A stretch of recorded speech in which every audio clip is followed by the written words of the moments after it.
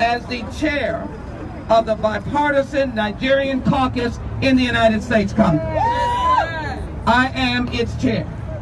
We were the first to go in to Nigeria when the Chibok girls were taken. The first Americans. That is the Congressional Nigerian Caucus. 3 members of Congress went, myself, Congressman Chabot, and Congresswoman Frederica Wilson. We were the only and the first. We spoke to the parents. We went to the north, and we asked the government to stand up against Boko Haram, to help those in the north, to bring justice to them. Yes. So I am a friend of Nigeria, but being a friend does not diminish the right to tell the truth. That's right. Come on. And so I come here today as a truth teller, to be able to say that Nigeria, now the largest nation on the continent, South Africa, the country with the population and the intellect and the resources to be a powerhouse, not only on the continent of Africa, but around the world. Yes. In order to do that, I cannot suffer through a nation that will kill its young and its children, its petitioners who are petitioning the government peacefully. I can hear the shots of the military shooting the people in the street. I cannot suffer that. And it is important that you petition your government, this government, to be able to stand up. And so, we have now asked the Secretary of State, Pompeo, to stand in opposition right now to the actions going on in Nigeria.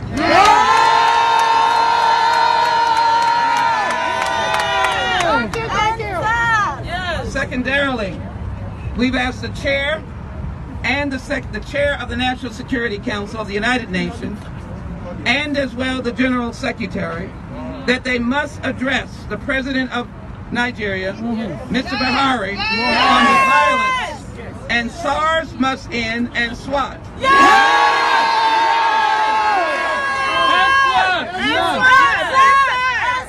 I want a law-abiding country. I believe that law and order is important, as it is here. And many of you know that we've suffered some tragic losses in the last days. But what we need from Nigeria is to set up a police force that acts in dignity and base its facts or its service on public safety. Yes. We must pay them. We must provide for their families in Nigeria. We must give them a decent income. We must recruit those who have come to do good. We must not force them to do evil or to do bad. And we cannot take out groups like the LGBTQ community and target them and target young and target people who are simply trying to end police brutality. The community. I am in exile. I am not an immigrant.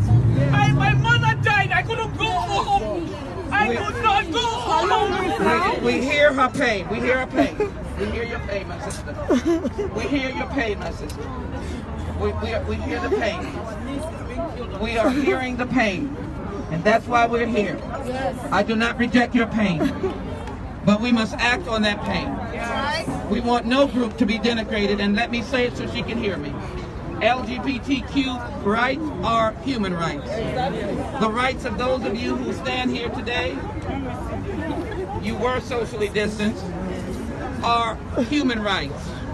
The rights of elders are human rights. The rights of the Chibok girls are human rights. The rights of women are human rights. The rights of different tribal associations and affiliations are human rights. And so on behalf of this community, I wanted them to come to a place that is their place. It is the federal government symbol for the United States of America, the United States Mickey Leland Federal Building.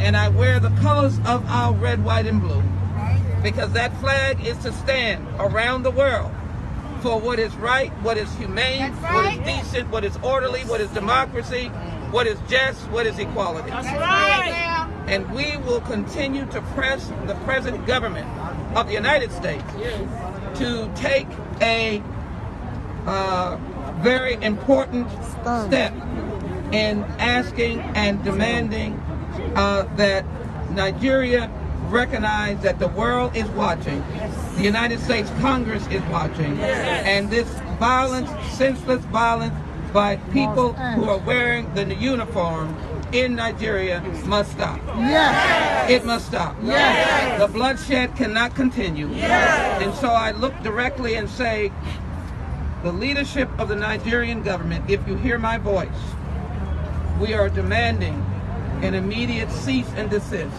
of the murder in the street of innocent persons. We will work with you. We will work to find a solution.